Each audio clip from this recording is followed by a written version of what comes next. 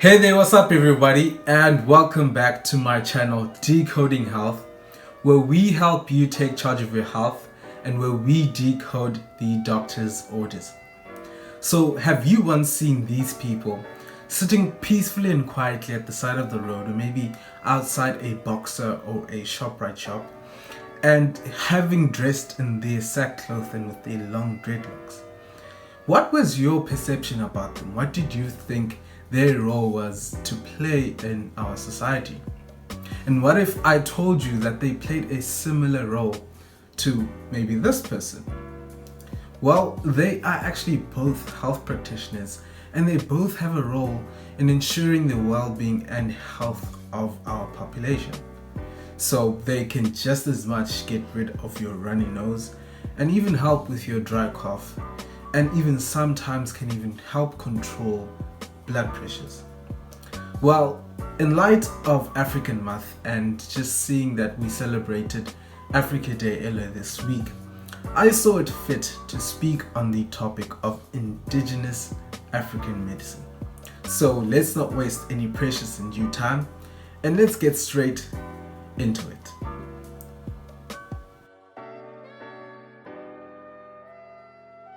So I once asked myself what the healthcare system of Africans looked before the introduction of Western medicine.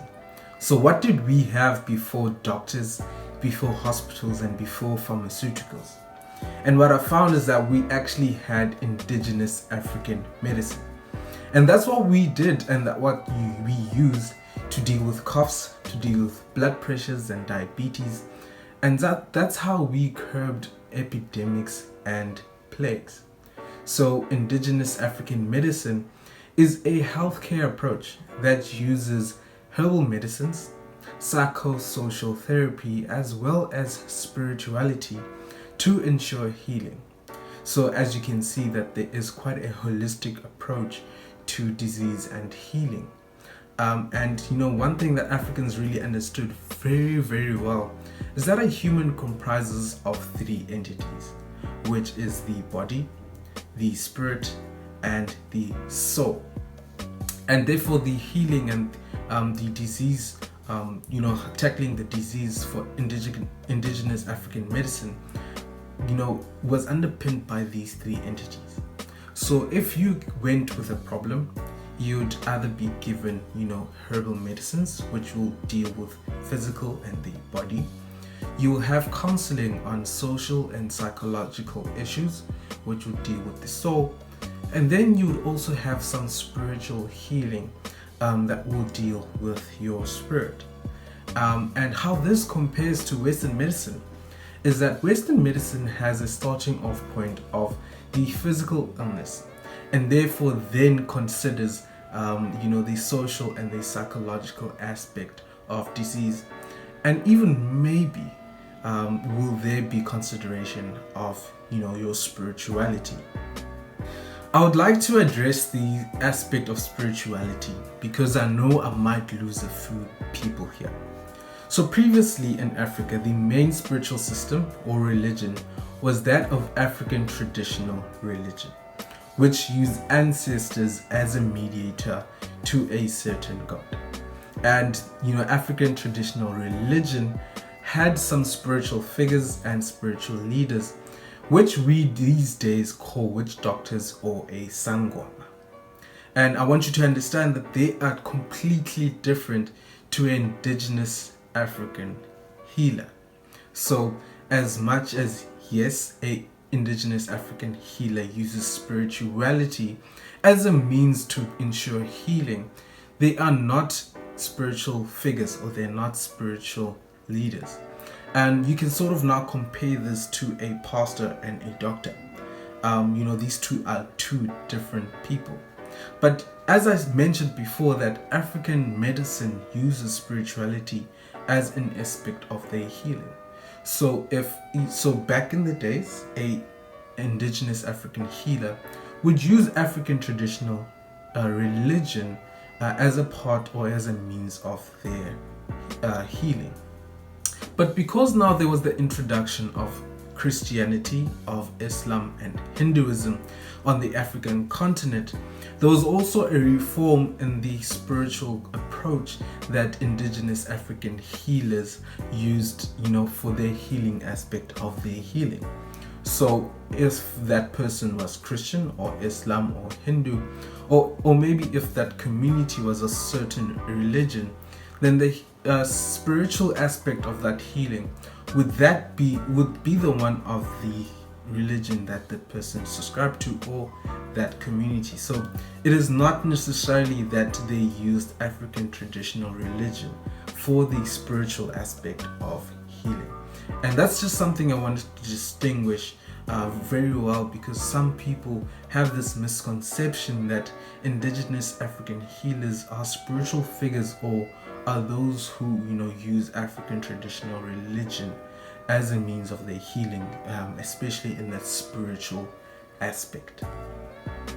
So there was a recent article released that spoke about the plant Artemisia as a treatment modality endorsed by the president of Madagascar. And this was obviously in the treatment of COVID-19. And Artemisia, in fact, is actually a plant that is used to make the drug artemisinins. And artemisinins are used in the treatment of malaria. And obviously in indigenous African medicine, Artemisia was a plant that has been used a lot as herbal medicines against malaria, and also against other treatments for other diseases and other illnesses. And obviously this article has been approached with a lot of backlash, and this is obviously because of the stigma that is against indigenous African medicine.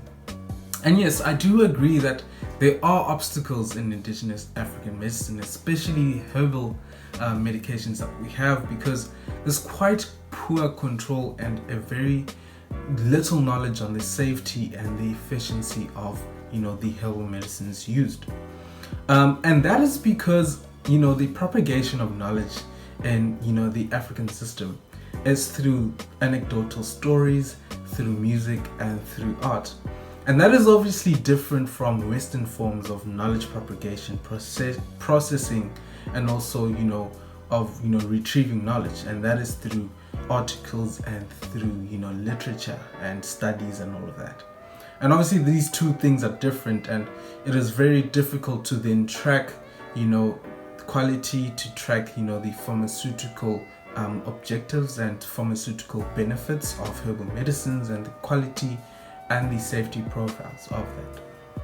But anyway, what I do think is that there is a place for African medicine, because what we taught in Western medicine is that if someone comes to you having used herbal medicines, the first thing you need to check is for liver damage or any kidney damage, and you're not really taught of the pharmaceutical or the therapeutic objectives or therapeutic benefits of herbal medicines. And I think there is a place for better understanding, for better endorsement, and better recognition of indigenous African medicine in conventional medicine, because a big population of of the African continent still uses indigenous African medicine, and also uses conventional Western medicine. So I think in Western medicine we really need to have a better understanding of that, and even maybe we could consider integration of it, and also intersectoral collaboration and referral between indigenous African medicine and our conventional Western medicine. And that is something seen actually in Asia, where there is a good understanding and good collaboration of the two systems. And what this could have is it can ensure better trust in our population on the healthcare system. It could provide better variety and better service of healthcare, and there might actually be some economical potential of integrating indigenous African medicine. So yeah, do you think that indigenous African medicine needs to be integrated? Is it a forgotten approach? Well, those are questions that I want you to answer for yourself. So if you like this video, please hit the like button, please subscribe to this channel, please comment in the comment section down below, and please be sure to share this to a friend who you might think would like and would benefit from listening to these videos. I am Lungile Hlatshwayo. I am here to help you to know better, to do better, and obviously to feel better. And we are Decoding Health.